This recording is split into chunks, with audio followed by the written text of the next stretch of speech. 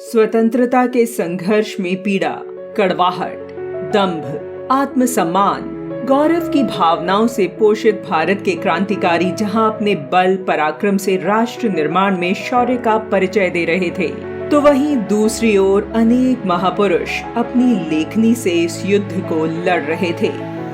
क्रांतिकारी लेखन और राष्ट्रवादी साहित्य से राष्ट्रीय भाव का जागरण किया जा रहा था।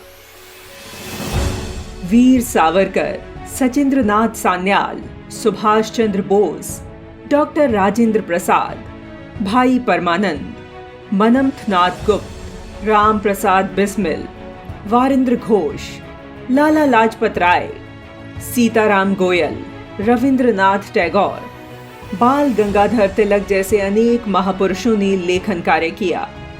इनके विचारों ने भारतीयों में राष्ट्रवाद, स्वराज और राष्ट्रबोध जैसी भावनाओं को जागृत किया।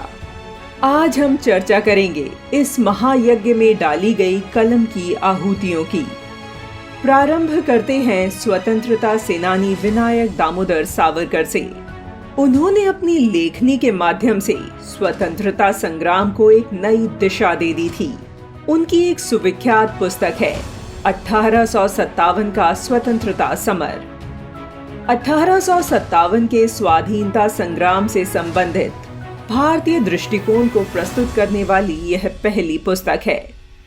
इस पुस्तक ने 1857 के स्वातंत्र्य समर को अंग्रेजों के विरुद्ध भारत के संपूर्ण जनमानस के राष्ट्रव्यापी संघर्ष के रूप में विश्व के समक्ष रखा था, जिसे अंग्रेजों ने कुटिलतापूर्वक सिपाही विद्रोह के रूप में प्रचारित कर दिया था।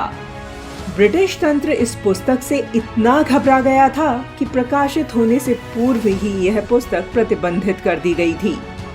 यह क्रांतिकारियों की गीता के नाम से प्रसिद्ध थी।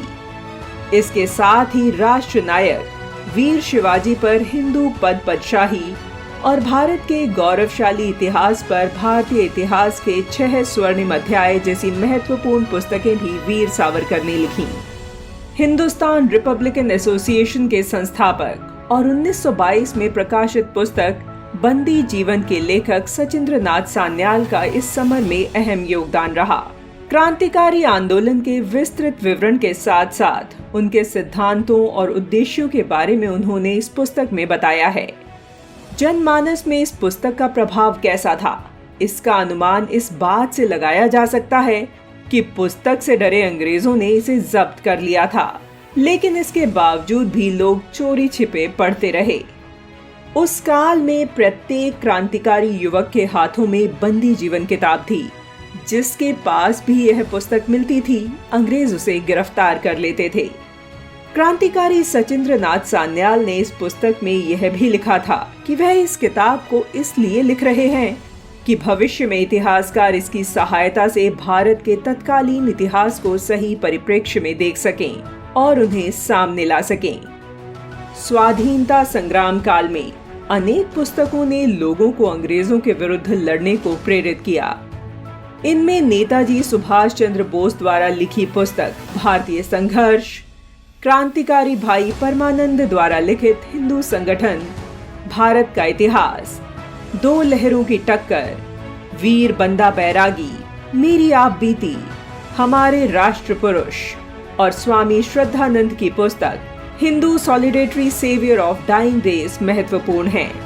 इसके साथ साथ कुछ क्रांतिकारियों ने अपनी आत्मकथा के माध्यम से लोगों को जागरूक किया, जिसमें मनमथनाथ गुप्त की they lived dangerously, Ram Prasad Bismil की आत्मकथा, वारिंद्र घोष की the tale of my exile, Lala Lajpat Rai की मेरी आत्मकथा, सीताराम गोयल की why I became a Hindu जैसी अनेक पुस्तकों ने आम जनमानस को स्वाधीनता आंदोलन से जोड़ा और वर्तमान परिस्थितियों से अवगत कराया।